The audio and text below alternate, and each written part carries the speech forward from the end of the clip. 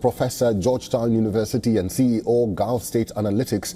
Professor Kafiero is now joining us live from DC. Good to see you.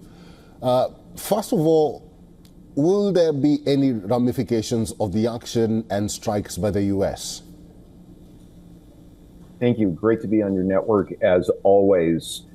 Good question. You know, right now there's a lot of uncertainty. There certainly are good reasons to be concerned about a major escalation at this point.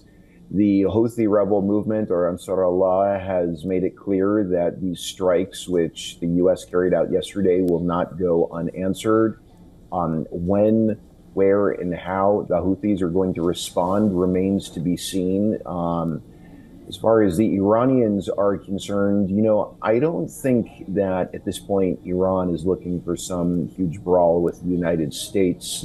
I think Iran might retaliate, but it might not be anytime soon. It also might be done in a manner in which Tehran will have some sort of plausible deniability, which is something that we've seen from Iran over the decades.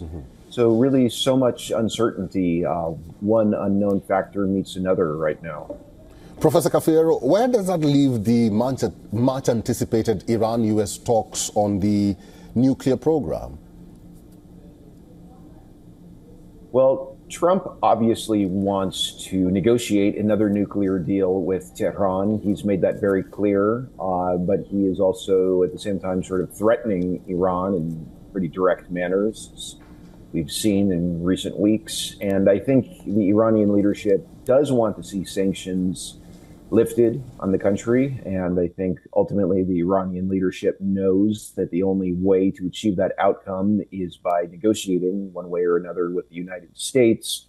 But in light of everything that happened last year, Iran does not want to give off the impression that it's coming to the negotiating table from the standpoint of weakness or from a position of being what the Iranians would see as being bullied by Washington.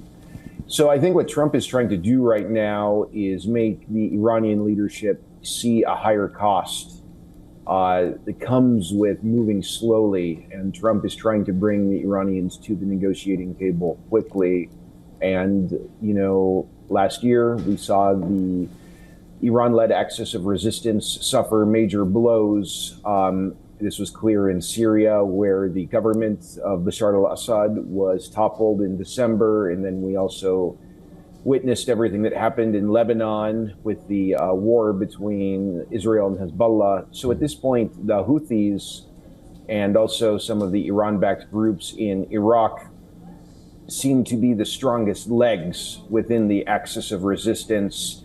And I think by going after the Houthis, Trump is trying to send a message to the Islamic Republic that the U.S. is going to continue degrading Iran's networks of allies and partners and surrogate groups across the Middle East.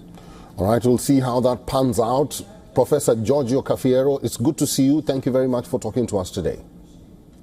Pleasure is all mine. Thank you. For all the latest news, download the WION app and subscribe to our YouTube channel.